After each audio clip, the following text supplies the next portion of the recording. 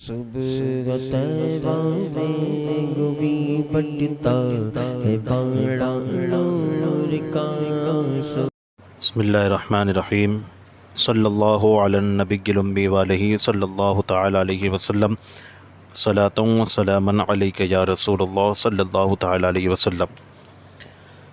محترم سامعین کرام، کل کی مجلس میں آپ نے اعتکاف کے فضائل سماعت فرمائے۔ آج اعتکاف کے چند مسائل سماعت فرما لیں۔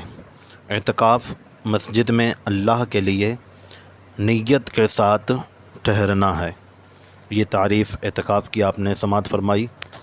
اب اس کے اندر یہ بھی شرط ہے کہ مسلمان ہو، عاقل ہو اور جنابت وغیرہ ناپاکی وغیرہ سے پاک ہو، عورت حیض و نفاس سے پاک ہو، یعنی مسلمان ہو، عاقل ہو اور عورت ہو تو حیض و نفاس سے پاک ہو۔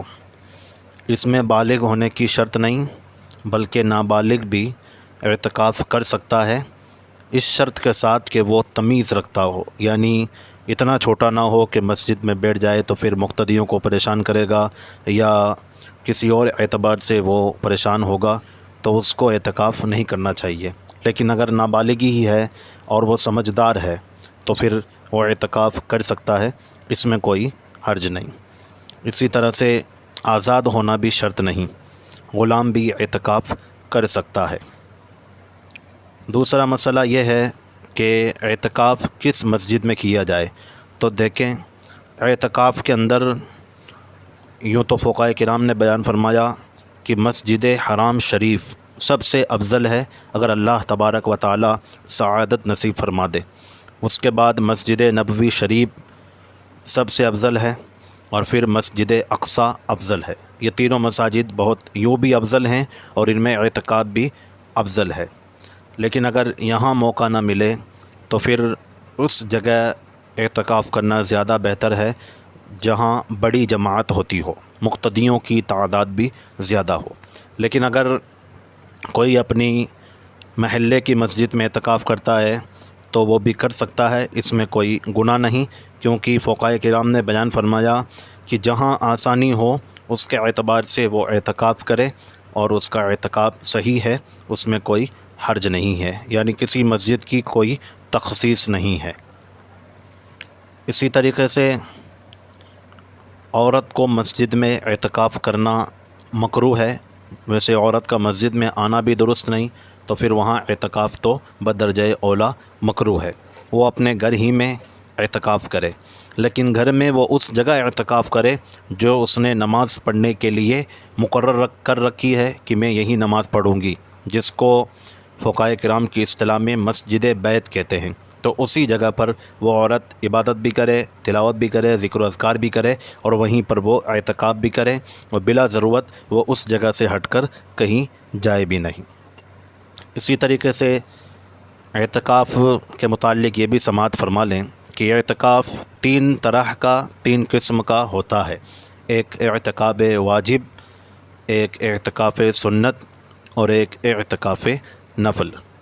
اعتکاف واجب وہ یہ ہے کہ کسی نے اعتکاف کی منت اور نذر مانی، یعنی زبان سے کسی نے کہا کہ میں فلاں دن کا اعتکاف کروں گا، میں فلاں مہینے کا اعتکاف کروں گا، اور اس نے وہ نذر مانگ لی، زبان سے بھی کہہ دیا، صرف دل میں نہیں بلکہ اس نے زبان سے بھی کہہ دیا اور دل میں بھی نیت ہے اس کی، تو اب وہ اس دن کا یا اس مہینے کا یا جب بھی اس نے جس طرح کی منت مانی، جس کام کے لیے بھی، اس اعتبار سے وہ اعتکاف واجب ہو جائے گا۔